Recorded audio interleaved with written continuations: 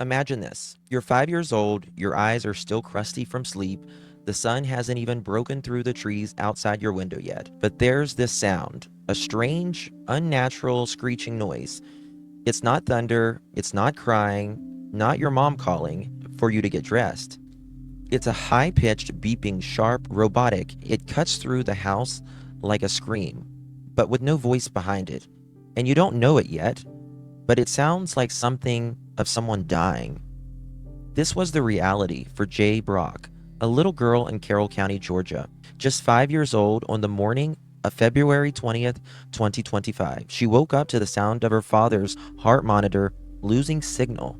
By the time she reached her parents' bedroom, they were already gone. James and Kristen Brock were dead, lying side by side one another, still, cold, silent, had been shot multiple times.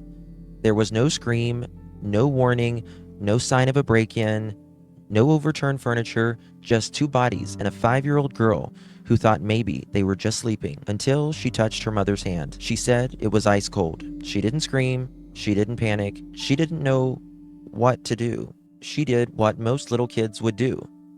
She went to wake up her big sister, 17-year-old Sarah Patrick, the girl in the next room, the only other person in the house.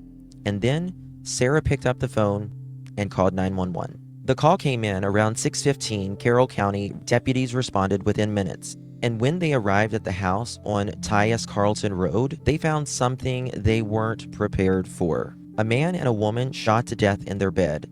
No sign of a struggle, no forced entry, no missing valuables. And two children alive. One asleep just down the hall, the other one who simply made the call. Sarah was crying. She told them she had woken up when her sister came in to her bedroom and that she hadn't heard anything throughout the night and that she didn't know what happened. But police, they were already suspicious because if a 5-year-old heard the heart alarm, how did the 17-year-old not hear the gunshots? Let's back up. No love. This was a blended family that had fought hard to become one again. James Brock had been through hell. Born in Forest Park, Georgia in 1980, raised by a single mother, no father in the picture. He lost his mom in 1999, and then, not long after, both of his brothers died too. By his late 20s, James had been through more grief than most people could ever experience, and yet people say he never lost his sense of humor. He was the one cracking jokes at the dinner table, the one who could make you laugh during a hospital visit, the one who signed his text LOL even when his heart was literally failing. His heart because James had congestive heart failure.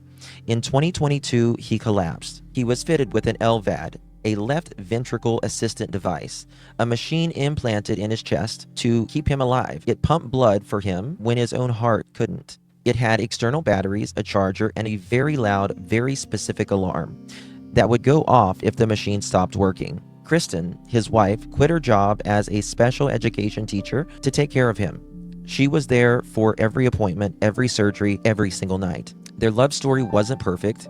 It was messy, complicated, but it was real. They got married in 2023 after years of being together. They had one daughter together, Jay, and then they were raising all the kids under one roof. Kristen had Sarah from a previous marriage. James had older kids from past relationships, and through years of co-parenting, addiction recovery, financial struggles, and health battles, they were finally finding peace. They were attending church together, they had been baptized together, they had even started calling their blended family Team Brock, like they were united, finally, a whole. And then, they were murdered. Now here's where this case goes from tragic to something much darker, because after the funeral, after the headlines, after the tears, something started to feel very off. Sarah, the surviving daughter, the one who made the 911 call, she wasn't just grieving. She was performing. Sarah gave a speech at the funeral. She sobbed in front of family and friends. She called James her bonus dad and said she was lost without him. She thanked her mother for being strong and said she never imagined they wouldn't be there. People cried. People hugged her. Some said it was the most heartbreaking thing they'd ever seen. But others, they say they watched Sarah walk back to her seat after the speech, and they couldn't help but feel something was very wrong. One family member would post later, "I sat in the front row and watched her fake cry. I knew. I knew that whole time. And now everyone else does too. Because 5 months after the funeral, 5 months after the world believed Sarah was just another teenage victim, she was arrested. And not just arrested, charged with 2 counts of murder, 2 counts of aggravated assault. The girl who cried at the casket, the girl who hugged her sister and told police she didn't know what happened, they now say she was the one who pulled the trigger. This is where the mask starts to slip off. People gave her space. She had just lost her mom. But then the TikTok started. Just days after burying her parents, Sarah was posting not once, not quietly. She posted tributes with soft music montages of photos, a slow motion video of her dancing in her room, a black and white filter over her crying face, captions like, "I miss you, Mom and Dad. I'll never be the same again. Justice for my family." She told people to pray. She thanked the community for their support. She cried on camera. She posted cryptic quotes, and she started reaching out to true crime creators. She messaged at least 2 that we know of, asking them to cover the story, saying the case wasn't getting attention, that something was off. She even described Jay, the 5-year-old who found the bodies, as a hero. She said that Jay seen the truth, that Jay had saved her life. That was strange because, according to investigators, Sarah wasn't supposed to have seen anything. She told 911 she woke up to Jay standing at her bed, that she didn't hear the shots, she didn't hear the alarm, and she didn't notice anything was wrong until her little sister came into her room crying. But when police went through her phone, they allegedly found something else: search history, deleted messages, screenshots, and maybe the most damning thing of all, location data. Her phone had never gone dark. Not even during the hours she said she was asleep. And remember that alarm? The LVAD machine on James' chest? That thing was loud enough to wake people through walls. It was designed to be that way. So a nurse, a spouse, a child, anyone nearby would be able to hear the machine if it failed. So here's the thing. If James was shot in his sleep, his machine would have gone off immediately. Kristen, sleeping beside him, would have woken up. She might have screamed, tried to run, or maybe she was shot second. But either way, there would have been noise, and Jay heard it, a 5-year-old. But Sarah, 16 years old, healthy in the next room, she somehow didn't. According to Sarah's original story, she went to bed early.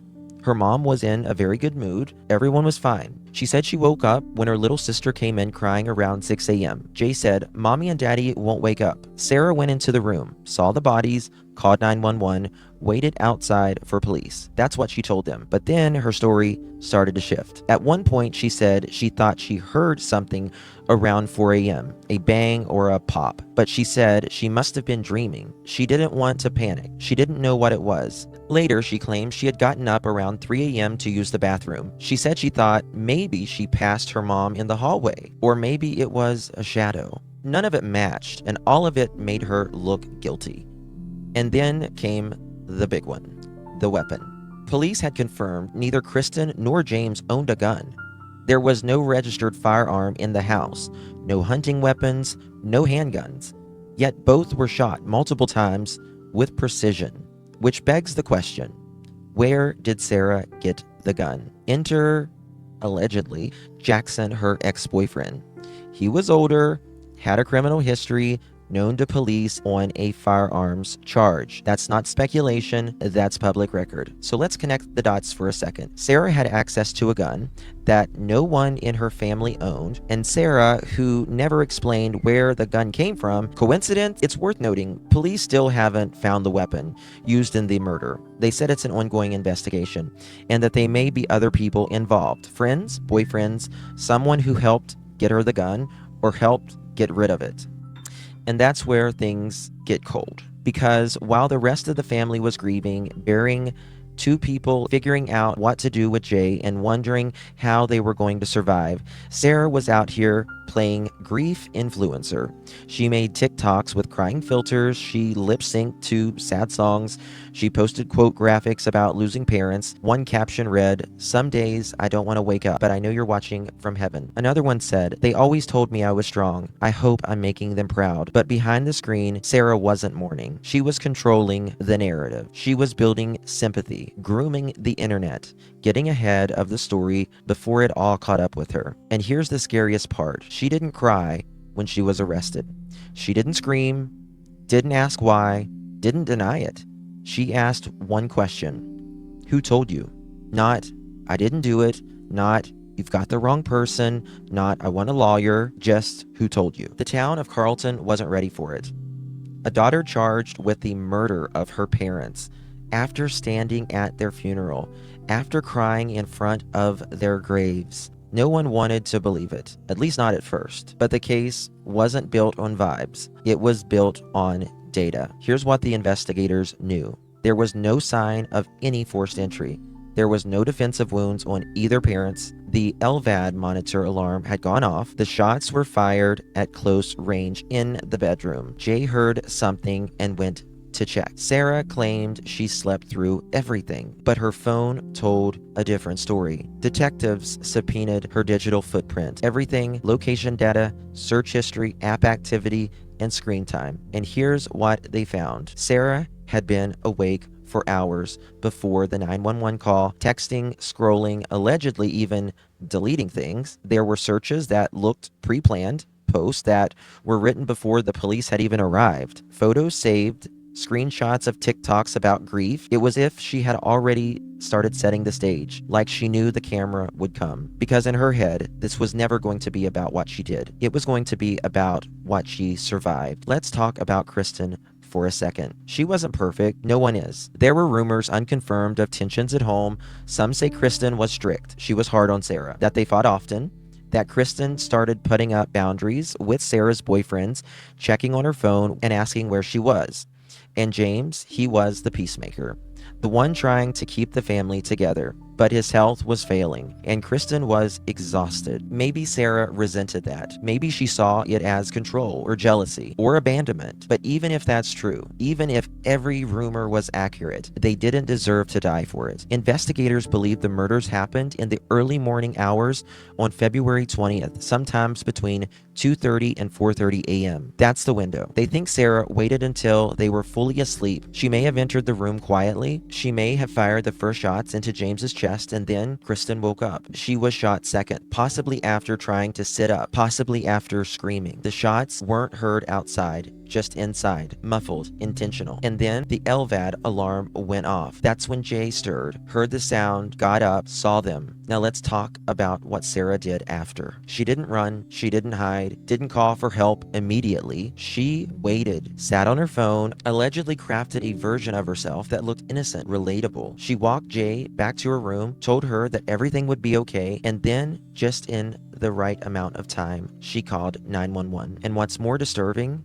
when officers arrived, Sarah hugged them. She cried into one of the deputies' chests. She asked if her parents were going to heaven. She played the role to perfection. After the arrest, everything changed. People who once defended her went silent. Family members posted cryptic Facebook statuses. The devil wears a convincing mask. God revealed the truth in his timing. We already knew something didn't feel right. Some called it betrayal, others relief. But no one felt peace, because at the center of all of this was a little girl who saw her parents dead and still had to be raised by someone. Jay was taken into the custody of relatives. She is described as quiet, withdrawn, terrified to sleep alone. She drew pictures of her mom and dad. She asked why the beeping didn't stop. She asked if the bad guys was gone now. She was 5 years old, and the only thing she knew for sure was that the sister she used to run to for help might have been the reason she needed help in the first place. As for Sarah, she was booked without bond, charged as an adult, 2 counts of malice murder, 2 counts of aggravated assault, 2 counts of possession of a firearm during the commission of a felony. She was arraigned in front of the same county that had once cried for her, that had written her sympathy cards. And now she is facing life in prison. But here's what no one can figure out. Why? Was it anger? Was it rebellion? Was it about her boyfriend? Was it about money? Was it about control? We don't know. Police have not yet released a motive. There's speculation, family tension, power struggles, but no smoking gun. Literally, and that makes it more terrifying. Because if someone can murder their parents at just 16 years old and cry at their funeral and make TikToks about missing them and still never say why, then we're dealing with a level of darkness most can't even fathom. When Sarah walked into court for the first time in handcuffs, she didn't look scared. She didn't look angry. She looked prepared. Her hair was done. Her face was calm. She was wearing what one reporter called a performance-ready expression. And even then, there were people who still doubted it. People who said, no way, not Sarah. She loved her mama. There must be a mistake, because how could someone do this and still show up to court looking so collected at just 17 now? Now let's talk about the accomplice theory. Remember her ex-boyfriend, the one arrested on weapons charges? He hasn't been named as a suspect, at least not publicly. But the timeline is very weird. Too weird to ignore. Sarah allegedly had no access to firearms. She wasn't a hunter, didn't go shooting, didn't own a gun, didn't have friends who owned guns, and the style of the shooting was close range. Efficient, no stray bullets, no fumbling. Someone knew what they were doing. So what if Sarah wasn't alone? What if she convinced someone, maybe her boyfriend, that James and Kristen thought were abusive, that she was being controlled? What if she told someone exactly what they needed to hear to pick up a gun? Some people think that's the most chilling part, that Sarah may not have been the shooter at all, but the director. It means something different now. When Sarah stood up at the podium and called James her bonus dad, and she told everyone how proud she was to be his daughter, and she would never forget the sacrifices he made, she said all of that with tears. She said it with quivering lips, but that's not the way she pretended. Because if she pulled the trigger, or if she planned it, or even if she had just stood there and watched it happen, then she didn't lose her parents that day. She erased them. Now let's talk about Jay. Because now all the headlines have seemingly forgotten her. All the TikTokers are about Sarah. All the drama, trial, betrayal. But Jay, she is the one drawing pictures of mommy, still asking where daddy went, still waking up in the middle of the night crying. She doesn't understand why her sister can't come home. She doesn't understand what life sentences mean. All she knows is she used to have 4 people in her house, and now there is none. At 5 years old, she walked in on something no child should ever see. And at 17, Sarah didn't just take her parents. She took away her childhood, her everything. As of now, the case is still in pretrial. No plea deal has been announced. The DA hasn't confirmed whether they'll seek life without parole. And Sarah, she's reportedly been unbothered behind bars, asking for books, telling guards she's working on her mental health, smiling in the hallway. There's even been talk that she's still writing, journaling, telling her side of the story, because this isn't a girl who wanted to disappear. This is a girl who wanted attention. There's one final thing I'll leave you with, and it's not in the court transcripts, not in the evidence list, not in the phone records. It's in the words of family friend, someone who knew James, who used to talk to Kristen after church, who babysat the girls once years ago. She said, "I think Sarah always wanted to be the victim, but in the end, she just made more of them." There's a video clip that barely anyone saw. It wasn't on TikTok. It wasn't meant for strangers. It was a 6-second clip recorded on her phone just a day after the funeral. She was sitting on the edge of the bed, camera angled down, her face just barely in frame. She whispers, "They didn't deserve that," then turns the camera off. That clip was never posted. Police found it during a forensic dump of her phone, and they don't know if she was talking about her parents or herself, because that's the kind of story this is. You can't follow the standard formula. You can't just say teen kills parents and walk away, because even now, after all the data, the screenshots, the jail cell, there are people still arguing Sarah's innocence. People saying she snapped, that her brain wasn't fully developed, and that she was mentally unwell, that she'd been gaslit, that trauma made her do it. And you know what? All of that might be true, but it doesn't bring James and Kristen back, and it doesn't explain why Jay had to be the one to find the bodies at 5 years old alone. Sarah's case will likely go into trial in 2025 unless a plea deal is reached, which means the family will have to sit in a courtroom, look her in the eye, and hear exactly how she orchestrated all of it. They'll have to relive the 911 calls, the autopsy, the lies, the TikToks, and they'll have to do it knowing Jay might grow up one day and Google her own sister and read all of this. That's the part no one talks about. They poison the entire future, wondering what they missed. Here's what we know for sure. Kristen Brock was a mom, a nurse, a woman who made mistakes, but loved her kids so hard it hurt sometimes. James Brock was a stepdad, a man with a failing heart who showed up anyway, who took on a family that wasn't his and made them his whole world. And now they're gone because of someone they trusted most. There's one last thing I want to leave you with, and it's not a detail from the case. It's a scene. After Sarah's arrest, a vigil was held in front of the family's home. People bought candles, flowers, stuffed animals for Jay. But one little girl brought a piece of sidewalk chalk, and she wrote right on the driveway, "I hope heaven has swings. Tell mommy I miss her." And then she wrote Jay's name, not Sarah's. Because sometimes kids know what adults won't say out loud. They know who the real victims are. They know how to tell the truth. Clutch them, bird.